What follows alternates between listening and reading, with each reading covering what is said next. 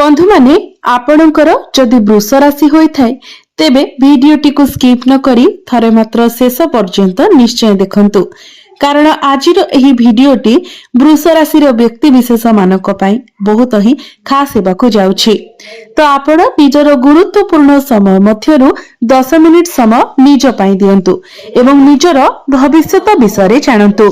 बंधु माने वृष राशि व्यक्ति विशेष मानक जीवन रे एही पवित्र महाशिवरात्रि ठारू एक बड़ परिवर्तन हेबाकु जाउछि कारण ग्रह नक्षत्र मानकर गोचर रे एक बड़ परिवर्तन होइछि जहार प्रभाव रे आपणक जीवन रे किछि खास हेबाकु जाउछि। आपणक जीवन रे लागि रहिथिबा अनेक समस्या दुख कष्ट दूर हेबाकु जाउछि। आपणक जीवन रे नूतन सूर्योदय हेबाकु जाउछि। पुनर्बार आपणक जीवन को खुशी फेरिबाकु जाउछि। आपणक राशि दशम भावरे अर्थात कर्म भावरे लक्ष्मी नारायण राजयोगर निर्माण हेबाकु जाउछि। बुध शुक्र सूर्य एवं मंगल आपणकर दशम भाव को चलन करिवे तो आपणकर दशम भावरे चतुर्ग्रही जोग बनिबाकु जाउछि जहा फलरे आपणक भाग्य रे एक बड़ परिवर्तन हेबाकु जाउछि। एही महाशिवरात्रि ठारू आपणक जीवन रे किछि खास घटना घटिबाकु जाउछि जहा आपण स्वप्न रे सुद्धा कल्पना करि नथिबे। एही महाशिवरात्रि ठारू आपणक जीवन रे अनेक गुडी परिवर्तन आसीबो। आपणकर कर्म रे आपण उन्नति देखिबाकु पाइबे। भाग्य रे मध्य उन्नति हेबो। अनेक दिगरु आर्थिक लाभ होइबार संभावना बनिबो। तेबे आसंतु जानिबा एही महाशिवरात्रि ठारू आपणक जीवन रे कोन सब बड़ परिवर्तन हेबार अछि। तेबे एहा पूर्वरु आपणकर जदि वृष राशि होइथाय तो भिडियोटी को लाइक करी चैनल टी को सब्सक्राइब करि दियंतु एवं कमेंट बॉक्स रे भक्ति एवं श्रद्धार सहित हर हर महादेव निश्चय लिखंतु।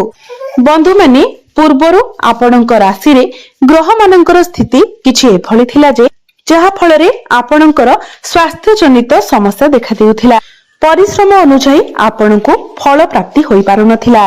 आपनको बहुत अधिक परिश्रम करबाकू पडुथिला। आपणकर कार्य क्षेत्र रे समस्या देखा देउथिला। आपण ऋण नेइथिले किंतु ऋण सुझिबाकू आपण सक्षम होई पारु नथिले। ऋण करजर भार आपणको ऊपर बढ़ी जायथिला। ऋण करजर मायाजल रे आपण छंदी होई जायथिले। घर परिवार रे खुशीर वातावरण नथिला। शिक्षा क्षेत्र रे मध्य समस्या देखा देउथिला। आपणकर बहुत अधिक अजथा खर्च हेउथिला। समाज रे मान सम्मान कम होई जायथिला। योग्यता थिबा सत्वे मध्य आपणको चाकरी टे प्राप्ति होई पारु नथिला। संतान संतति को नि आपण चिंतित रहुथिले। आपणकर व्यापार वाणिज्य रे लॉस हेउथिला। प्रेम जीवन रे मध्य समस्या देखा देउथिला। तेबे एभली जहा भी किछि समस्या आपणक जीवन रे लागि रहिथिला ताहा एही महाशिवरात्रि ठारू दूर हेबाकु जाउछि। एही महाशिवरात्रि ठारू आपणकर जीवन को पुणी थरे खुशी फेरिबाकु जाउछि। आपणक जीवन रे नूतन सूर्योदय हेबाकु जाउछि। बंधु माने बुध शुक्र एवं सूर्य एवं मंगल आपणकर भाग्य भावरे विराजमान अछंती जहा फल रे आपणकर भाग्य रे उन्नति हेबाकु जाउछि। भाग्य बल रे आपण जे भी कार्य रे हाथ देबे सेथिरे निश्चित भावरे आपणको सफलता प्राप्ति हेबो। अटकी रहितिबा कार्य गुडिक आपणकर आगको बढ़िबो। एही महाशिवरात्रि परे आपणको गृह रे किछि शुभ मांगलिक कार्यर आयोजन होई पारे। आपण कोनोसी धार्मिक स्थान को किबा दूर स्थान को यात्रा करि पारंती। आपण किछि भूमि जमी प्रॉपर्टी नूतन जानवाहन इत्यादि किनि पारंती। नूतन गृह इत्यादि निर्माण करि पारंती किंबा पुराना प्रॉपर्टी रु आपनको किछि टंका लाभ मध्य होई पारे। पुराना प्रॉपर्टी रु अर्थ आसी पारे। पैतृक संपत्ति रु आपनको लाभ मिलि पारे। पितांकर साहाय्य सहयोग आपनको प्राप्ति हेबा। पितांकर साहाय्य सहयोग आपनको प्राप्ति हेबा। एहा परे शुक्र एवं बुध आपणकर कर्म स्थान को चलन करिवे जहा फल रे आपणकर कर्म रे उन्नति देखिबाकू मिलिबा।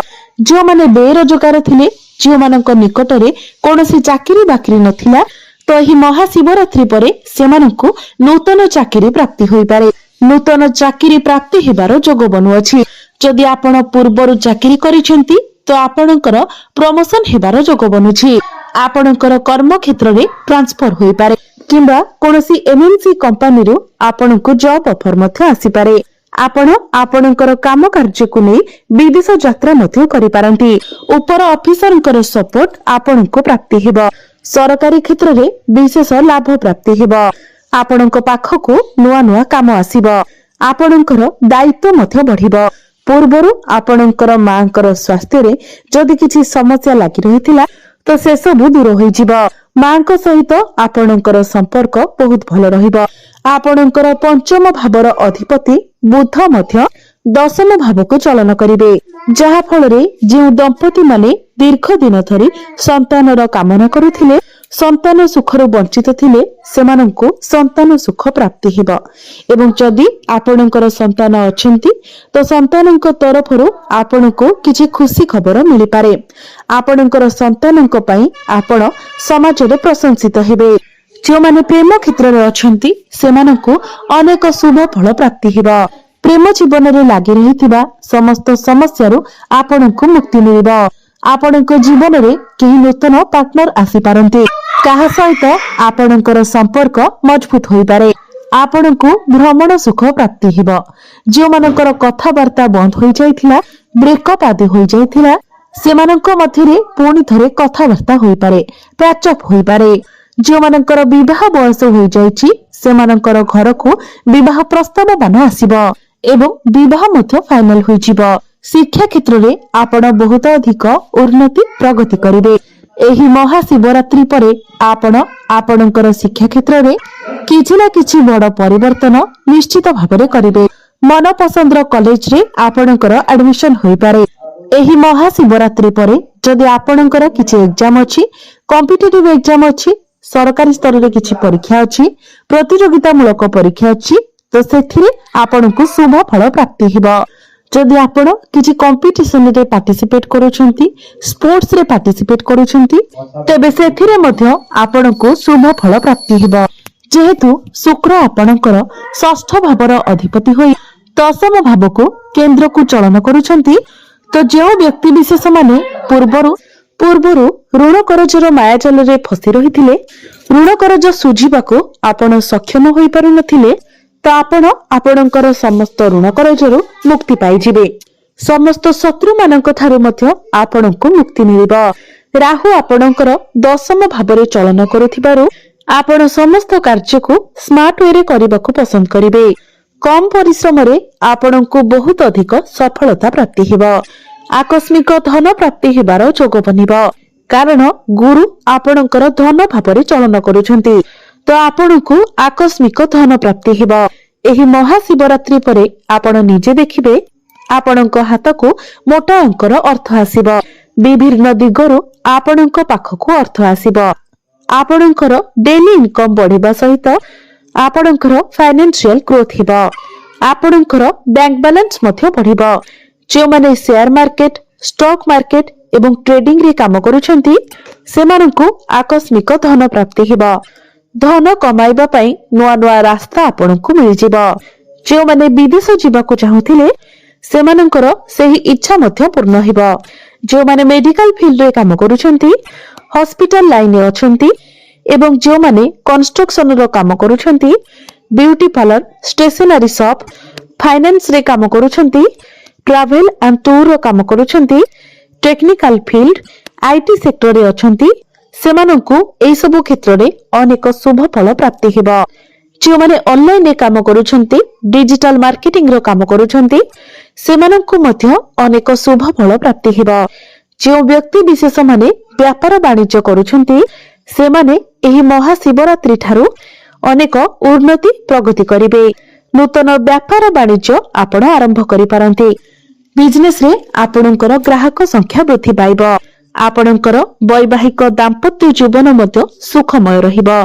आपणक जीवन साथींकर पर्सनल एवं प्रोफेशनल लाइफ रे मध्य आपण ग्रोथ देखिबाको पाइबे। पारिवारिक सुख आपणको प्राप्ति हेबो।